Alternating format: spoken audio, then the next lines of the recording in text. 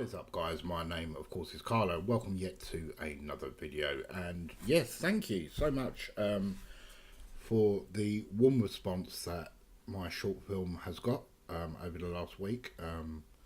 I've literally been blown away by it, to be perfectly honest.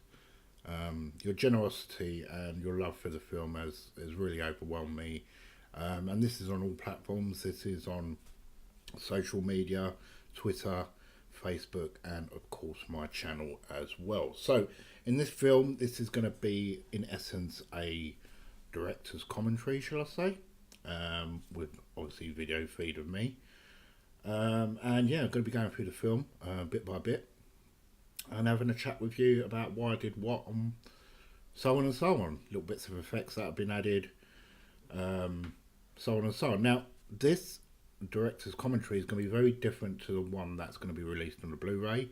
The Blu-ray version is going to be a little bit more in depth, and it's going to have me as well as the cast members discussing the film as well on the Blu-ray version.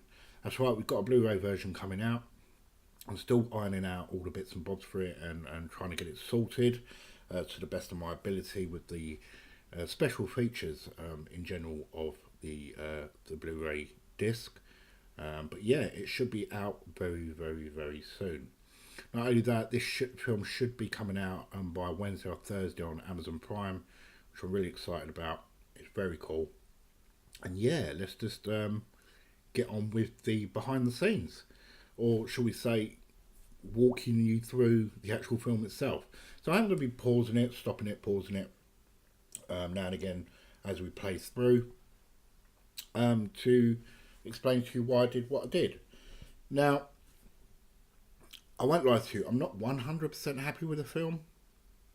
There's bits of the film that I feel I could have done better, and I know I can do better, but to me this production is a massive learning curve, not just for me, but for my actors as well. So I'm proud of it, but at the same time there's certain parts of the film that I'm not proud of, and yeah, it's just happened.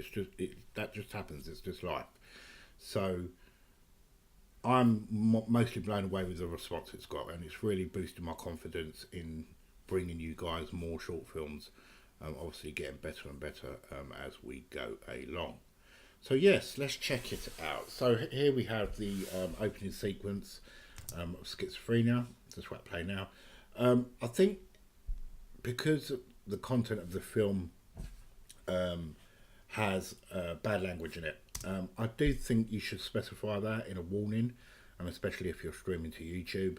I think it's quite important that you let your viewers know the content of the film if it contains bad language, which this film obviously does, and also it has a lot of strobing in it, and I think that's very important as well. If you've got strobe lighting or strobing, some sort of strobing effects in your film, I think it's very important to let the viewer know. It's very important.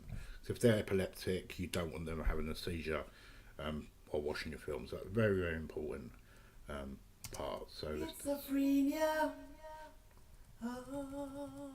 So at the start we have the wonderful Rick Wayne, his vocals. When I recorded Schizophrenia. This track, and when we created this track, we did it in 3 phases. So we did it in a cappella, so just vocals, and then we did just the music, and then we did it together, so the music with the vocals. So I had an option of where I wanted to place this track.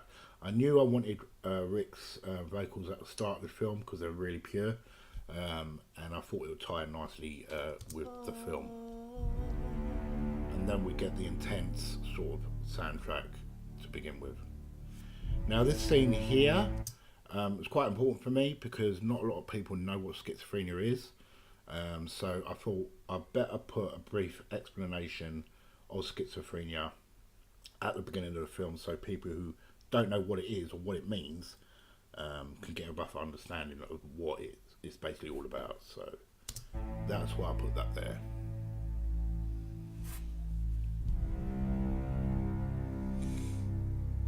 So we have a shot at my staircase, just panning.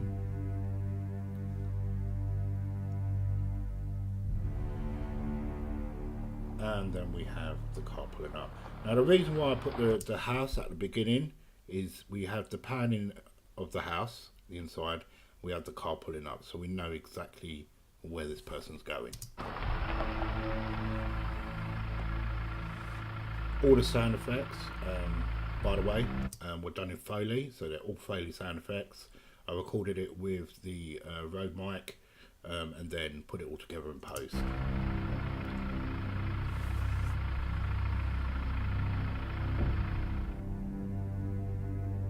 So we have one of the characters of the film just shooting from the legs down to give you an idea that something's not right with this guy. So he's obviously doing something incriminating,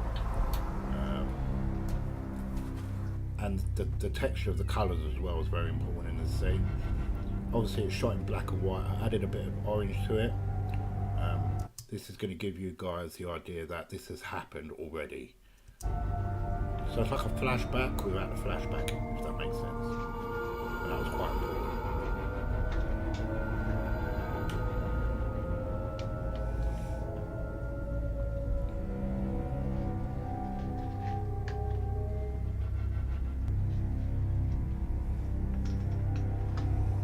Now, obviously we have our key character putting LSD, drugging the LSD, putting LSD in the bottle, so drugging the bottle to drink, which is the key for the film. This is not real medication.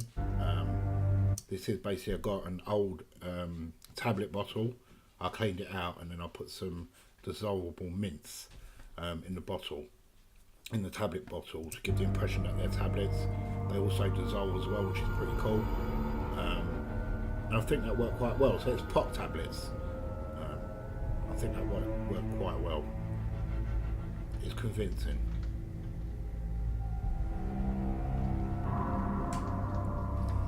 So then we have the opening titles here. I want it to be a bit, not sci-fi, but a bit like paranormal, if that makes sense. Here we have myself on the boxing bag, which has been sped up just slightly because I can't box that fast. And then we have flashbacks of what's going on. So as I'm punching the bag, I'm obviously taking my frustration out on the bag, and you're seeing why. This scene here is you're seeing what's going on and what I'm seeing in my head. Obviously thinking about my family, that obviously I've lost someone that's dear to me. You're seeing that as I'm hitting the bag, so you're seeing what I'm thinking in essence. But you're not too sure. I wanted to make you're not too sure what's going on with them at the moment until we hit the next scene. And here, obviously, we are at a church. So obviously, something bad has happened to my wife and stuff. She's passed away.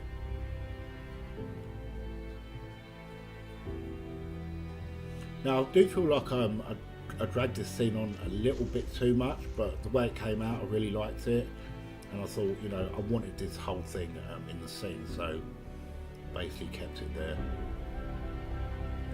There is a full video on the behind the scenes of the church scene on my channel. I will link it in the description below for you guys.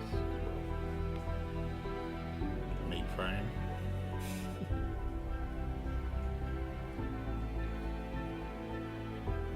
And then we go to July, which I wanted to specify what time of the year, time of the year it was.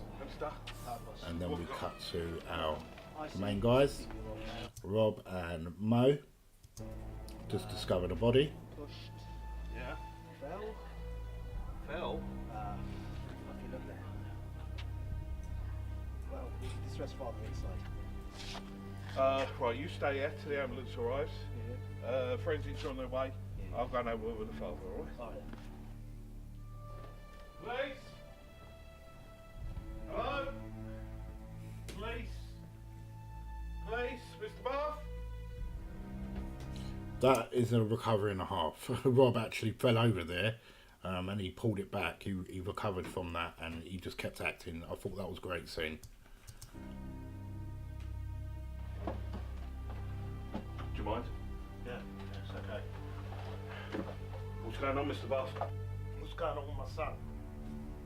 What's happened to my son? You see, the camera movements were done purposely. I wanted to have sort of like a Cloverfield look to the film, because I thought it'd make it more raw. I don't know, more dynamic in essence. I don't want to, when I do my films, I don't want to copy other people. I like to have my own unique look in what I create, and I think that's quite important, being unique in how you film. We do, if we watch it carefully, I'm sorry to tell you. we have the panning shots. You're lying. Mr. Buff, you have Quickly, I'll just explain this bit here. This is quite funny. I never had a scene with Rob covering up Alfie's body, his face. So basically, this is the same scene as in the beginning, when he pulls a sheet to reveal. I just reverse played it, so I'll just put it in reverse, so it looked like it was covering him up. what's happened. It worked. I went up to his So we do switch with dialogue, so the camera just doesn't pan all the time. room because I wanted him to help a bit more. We do switch between the dialogue Fight now. to make it look like it was done purposely, because that was done purposely with the panning. Now the scene with Alfie, I did film a complete scene with that, and I was going to have it stand alone, but I did feel that it dragged the film on too much. It was just too long, and I just couldn't keep it like that. So what I decided to do was mix it in with like a dream sequence, like flashbacks, and it worked quite well. I hit him hard.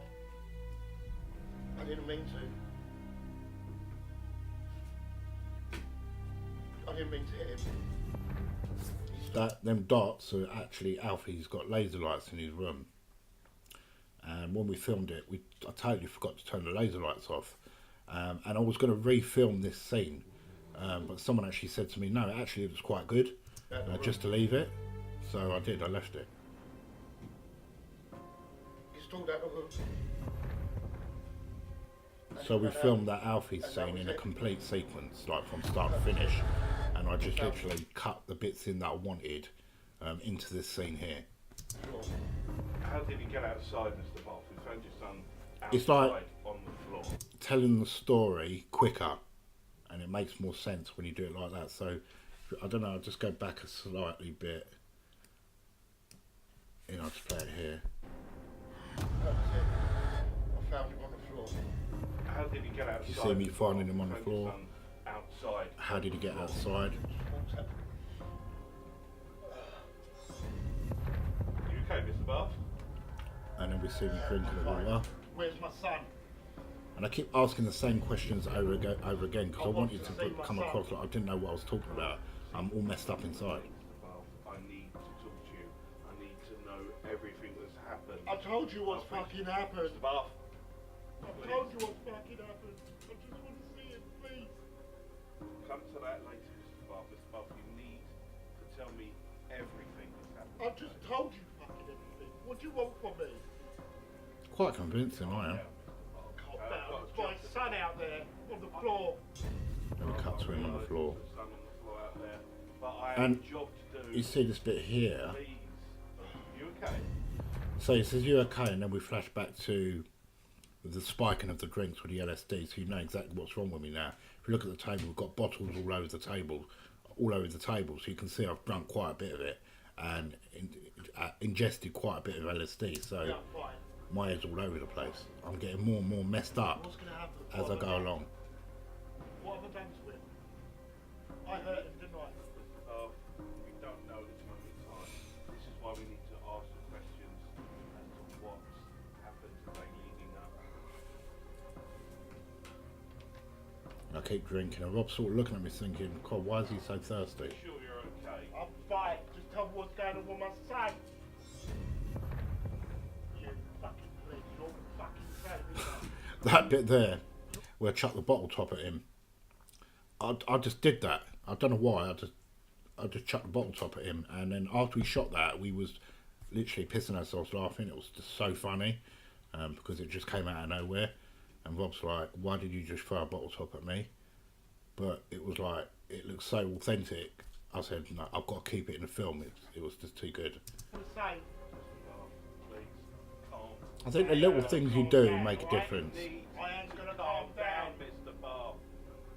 And then obviously I'm chain smoking as well at the same time, which makes me look guilty of something to the police officer. So when you're chain smoking, I look guilty of something, like I've done something wrong, which Don't know what that's like. the way Rob's looking at me, he's not looking at me like he cares that I've just lost a son and he's sympathetic to my cause. He's looking at me like something ain't right with this guy. 7 years ago, my wife passed The away. eyes, perfect. I do know what it's like, Mr. Bath. Now let's try and help each other here, please. He sort of knows I'm guilty of something, but he don't know what I've done. Shouting and screaming at me is not going to help the matter. Please, help me. And then we have Ham come in. Excuse me, Mr. Bath. Yeah. Right, so I did the canvassing like you said, Jeff, but something that the neighbours said to me bugged me, so I went back to them, right? So around the time... Okay, so this scene here actually took about 9 takes to do. We just kept laughing through the whole thing, and I needed to get it right. But yeah, we got it in the end. It's an argument between the parent and the kids. Kids, Yes. that's another one. Yes. Right. Don't know if you can hear the humming in the background. That's actually Foley sound for the free freezer. Because they were stood next to a free freezer, I thought, well, I have to have the Foley sound for the free freezer. So I stood next to a free freezer with a microphone and just recorded it and added it in post, because all free freezers make noise. So I couldn't have them both stood next to the free freezer and it'd be quiet. It would have been weird. Where's the other kid, Mr. Bath? Where's the other child? Ollie, where's Ollie? Where is the Where's other Ollie? child? Ollie! Don't! Ollie! Mr. Bath, Ollie! stay down! Stay down! I've You're got under arrest! We've got this! Hands down! Bit of action for you. Again, all filmed in the sort of Cloverfield sort of style. I wanted it as raw as I possibly could get to sort of try and pull you in. All the sound you're hearing is all Foley, so it was all done in post. The kicking of the door, so on and so on. And Ollie's screaming was done in post as well with Foley. So I actually recorded him screaming before 5 or 6 different ways, and then I posted the things that I wanted. Hold on. He's made a run for it. Sort this out. I've definitely heard a child screaming there.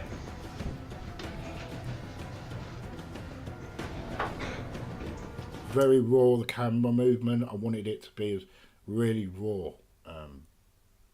Yeah, I like that sort of stuff. And then we've got our professional cuts where it's just like changing the angle, and that's what makes it look professional. It doesn't look like I've just done that. I can't use the camera, if that makes sense. Hey, hey, buddy. Hey, I know you're scared. I'm with the police. It's gonna be okay. Come with me, come on. I'll take you to somewhere safe. So in this scene, Oliver's got a smile on his face, and that's what I wanted. He's obviously been drinking the same water as we all have, so he's scared, but he's not right himself to some degree. That's why he's smiling. Good little actor, Ollie is. We'll cut back to the chase scene. There's so much Foley in this, and that I had to use in post. It's unbelievable. There's about 10 Foley tracks mixed in with this.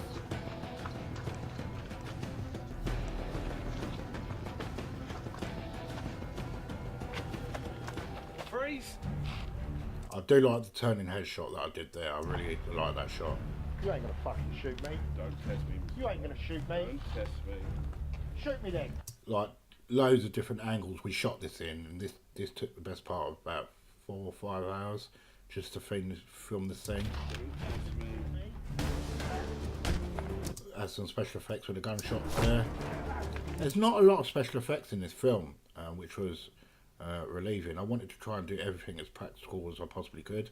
And I think it makes it look more authentic if you go practical rather than visual. Loads of Foley here.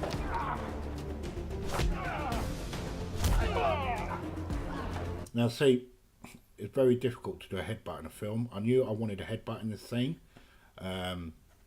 So what I had to do was to speed the headbutt up about 2 frames quicker, and then add the heavy sound effect, like hit sound effect, and it came out okay.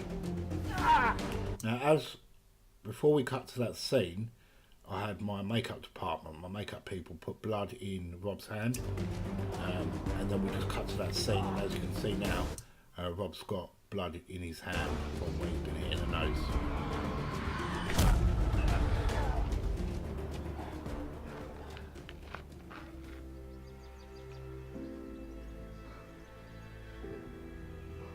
Now, the emotional side of this is, I don't know, I think it's pure realism. Try and be as realistic as I possibly could in the real world. If someone who you thought was nuts stuck a gun in your face and you didn't know whether they were going to pull the trigger or not, and you just had to hide them from them, would you not cry of relief? Would you not be relieved that you never got shot? He's just came close to death. So I thought it would be a good idea if Rob showed a bit of emotion in this scene. And it worked. I think it works. We've got Mo. As you can see, Rob's still holding his face. So we've cut to this was shot on a different day. But I knew I wanted him to just, you know, sort of hold his face because he's just had a whack. Remember that day? It's a beautiful day like this, Mum. Beautiful service for you, wife, then. Now, if you haven't watched the film yet from this point, I will strongly, because there's some spoilers coming up. I should have said this at the beginning of the video. I'm a bit of a div, really. But yeah, Mo's pretty sarcastic in this scene, which I love. Well, this is why I come to this part. You can see I've got Mo putting a hand into Rob's jacket pocket, Especially this bench. and putting out some What's cigarettes. upsetting me at the moment, Hamster, I can't believe I let him take my weapon. This is to give you guys the impression that these guys have known each other for years.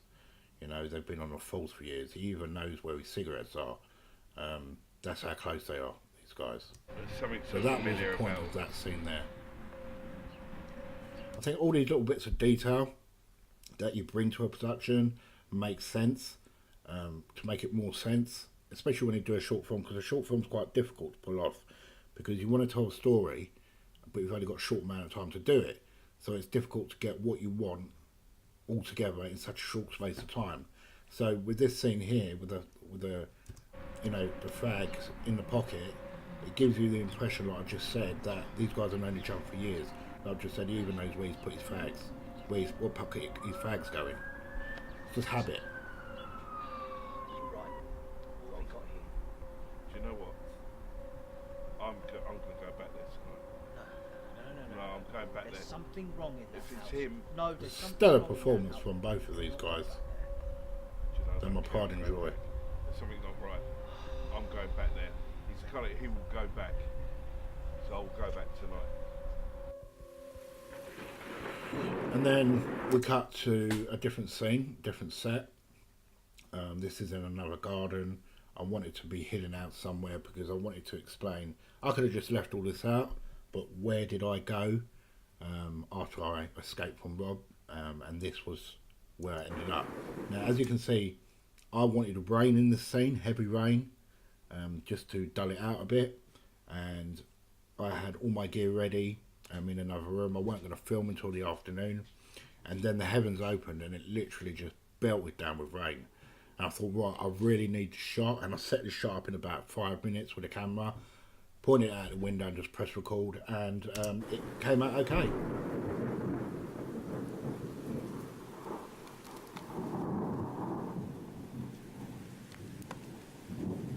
Obviously, this is going to cut to myself. Feeling sorry for myself. I wanted to explain where I ended up. So obviously I've been hiding out in this someone's house in their garden shed from the police. But at the same time, I need to figure out what I'm going to do. I don't know where Ollie is yet.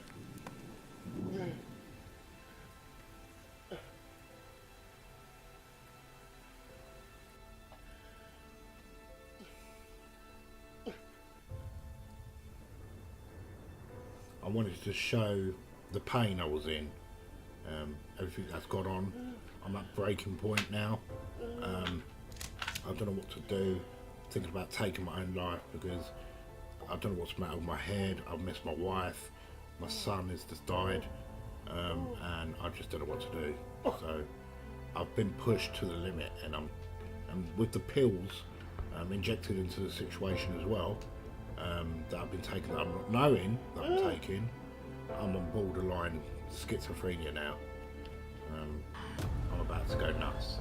That I was going to track the picture in and have the camera over the right shoulder, but I thought I'd make things a little bit more easier and then do a flashback. So with that piece of paper, you can see exactly what picture I was looking at.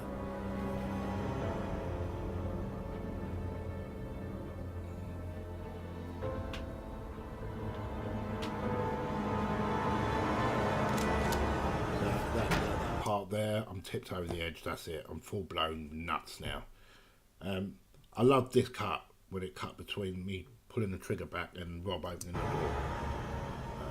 Again, I could have stabilised the hell out of this scene, but I didn't want to. I wanted to keep it raw and natural. We set up some lighting in this scene, and we set up the fog machine, the smoke machine, obviously to give out a rays from the torch. I think that came out quite well. I wanted to keep the movement natural. Like I said, if I would have stabilised that shot, it would have been really smooth.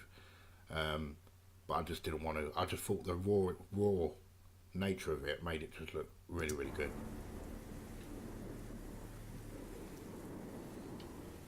Hello, Gov. Hamster, what are you doing here? What am I doing here? What am I doing here? You couldn't leave it, could you? Hey, what the fuck are you talking about? What the fuck I'm talking about? What the fuck I'm talking about? And you call yourself a copper? I don't understand. What? Stupid bitch of a wife didn't understand either. What are you talking about, my Right, wife? so you see the torch. I wanted it a little bit brighter, and it was quite dull. So I had to put some visual effects on that, and I added some brightness and optical flares to it, to the front of it, just to make it look a little bit more brighter. I don't understand. Why are you talking about my wife? What's it got to do with you? You had to go and fucking ruin it. You had to go and get married. His performance is just Yeah. insane. What you did, you just Both dumped Mo me. and Rob's Dropped me performance like in there's this. nothing. My wife It's just died of amazing. overdose. Prick. Well, I had to get shot of her. She didn't like me, did she? So it was you that killed my wife. Bingo! Now, the bingo. Mo just pulled that out of the air. It wasn't in the script. He just pulled it out of the air, and it just sounded so amazingly good. I said, right, that is in the script. You have to do that. That was a one-off take. He did that, and it just sounds so good. I thought, it's staying in the film. Welcome to the cop world, you dumb fuck! You motherfucker. Oh, you can have a bit of LSD, you dumb slag. Okay, so Okay. Kid down. What's his family ever done to you? Family got to do with it. So as you can see here, he's pulled in Oliver. He's very gentle with Oliver, by the way. Ollie loves acting. He's actually going into acting school next year, which is fantastic, and he's studying drama. He wants to be an actor. At 7 years old, he just loves it. But because the scene, it contains a lot of swearing, so if you look closely at Mo's hands, Mo is constantly covering up his ears and pushing his other ear to his jacket very gently, so he doesn't hear the What swearing. the family's got to do with it? Can you hear? Can you see the hands?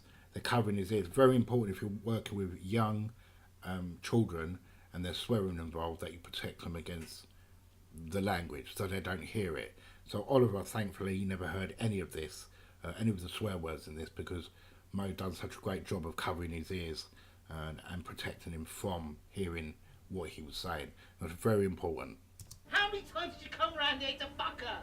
So I had to come round here and feed them LSD. The stupid schizophrenic, dumb cunts! So Oliver never heard any of that, and if it weren't a possibility, if there was a possibility that he would hear it, I would have not put him in the scene. But we rehearsed it quite a few times. Oliver couldn't hear any swearing. He was fine with it, and yeah, we just continued shooting. So very important. Always take into consideration when you're working with children.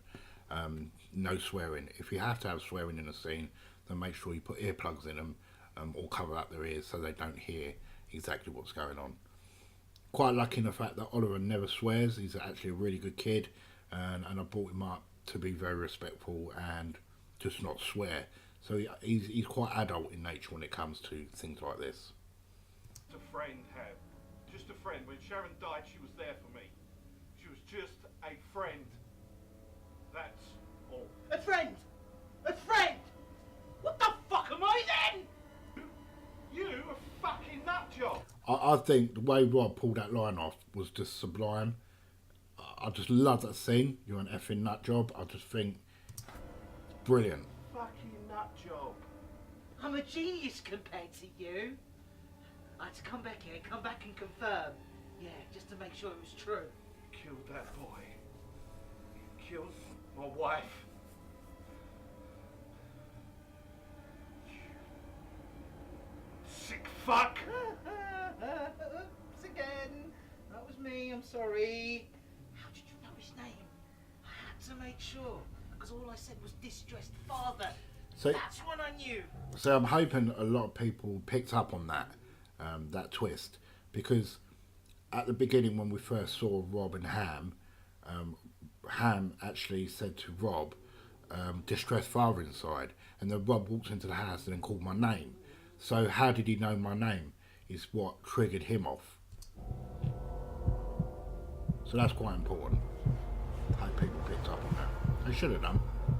Here we have some slow motion of me coming in. I wanted to do a slow motion scene like this. Obviously adding the heartbeat along with the film score really worked. I'm quite proud of that. Johnny, get down!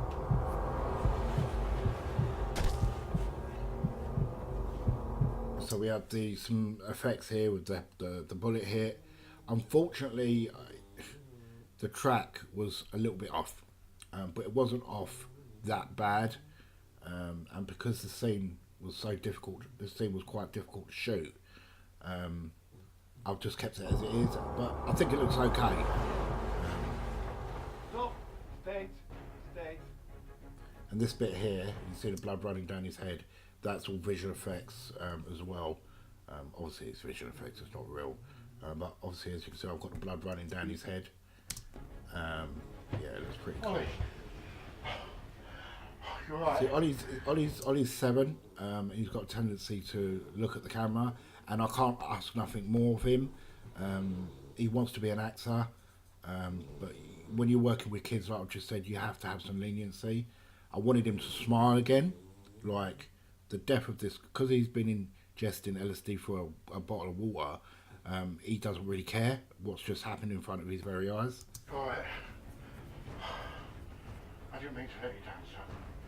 Got Rob's reaction. You're safe now. You're safe now. You alright? You're safe. I'm fine. Schizophrenia. But I wanted that to be very quick, to shoot him, put him down on the floor. So it's like, what? It sort of takes him back. Hopefully that scene worked. And the next scene I'm not too proud of, I won't lie to you, where I shoot him too many times, and I feel that part of the scene I'm not happy with. Schizophrenia. This bit here. I'm not happy with that. That could have been pulled off a lot more better, and I could have extended that a little bit more by showing the bullets hitting Rob in the back. But obviously it's a short film. This was running a little bit over anyway. I had some great feedback from Ryan over at Film Riot, and I'll put the tweets up. He said it's a little bit long. I should have shortened it down to about 15 minutes, which I kind of agree with him. It could have been about 15 minutes. So if I would have extended that bit, it would have been a hell of a lot longer. along with the scene with Alfie as well, it would have been a bit running into 25-30 minutes. We got him. You want some more water? Oh, we go. You good boy? Yeah, let's get out of here, yeah? Come on. No, so that's it, and then we cut to the credits of the film, which I wanted to keep simple and sweet. So that's it. That is my behind the director's commentary of Schizophrenia. When the Blu-ray comes out, guys, there'll be a better and more professional version of the director's commentary. Just wanted to get something out there for you guys to sit down and enjoy and see how my thought process was when I was creating the film. So, as always, guys, thank you so much for your support. If you have enjoyed this video, remember to smash that like button, and as always, I'll definitely catch you in the next video. Ciao, ciao.